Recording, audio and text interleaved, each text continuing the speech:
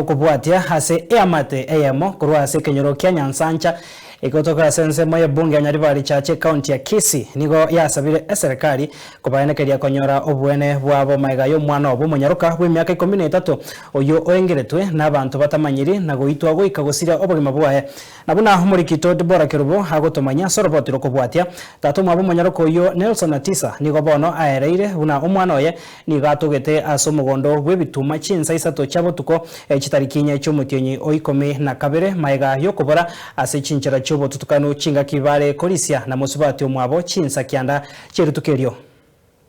Tuko na machozi, tuko na huzuni kwa sababu hiki kitendo sisi hatujawahi kikiona hapa kwetu. Omwana Purity Atisa bw'emyaka 13 okorwa ase kenyoro kia Nyansancha Nyaribari chache nigati bongetwe n'abantu batamanyiri nabo igokong'entwa. This is a very sad moment that we've lost our dear sister, and this is the first ugly incident that has happened in this particular location. Korengana n'abayibuli nigo batebire buna omwana Purity nigo barenge korisia cyombe na mwisiko mwabo akabaga kuigwerango chinsa kianda cyamarago bakitarikinye cyomutyenyo 12 akagenda korigia mache yo konywa korende tachi yakoirana.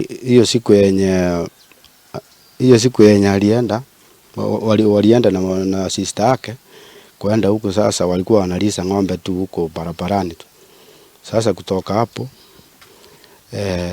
sasa akaambia sister yake wacha niteremke hivi niende ukunywa maji alafu nirudi.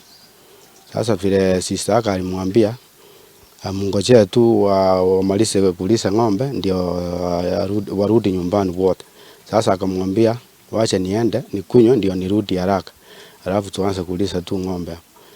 Sasa kutoka hapo hakufika nyumbani kwa hapa kukunywa maji. Nelson Atisa oyore tato mwabo Purity Atisa nigo bachagete komorigyo omwana oyo bagachia komonyora chinsa isato n'enusu cyabutuko gakweta somogondo bw'ekibando. Mtoto wangu ndiye alikuja akafanya kitendo na sasa amekufa yuko sasa. Tangu saa hiyo huyu mtoto sasa ilikuwa kitu kama saa 9 hivi saa 10 huyu mtoto alipotea kutoka hapo. Sasa tukamkuta tu jioni hivi alikuwa ameaga tayari amekufa.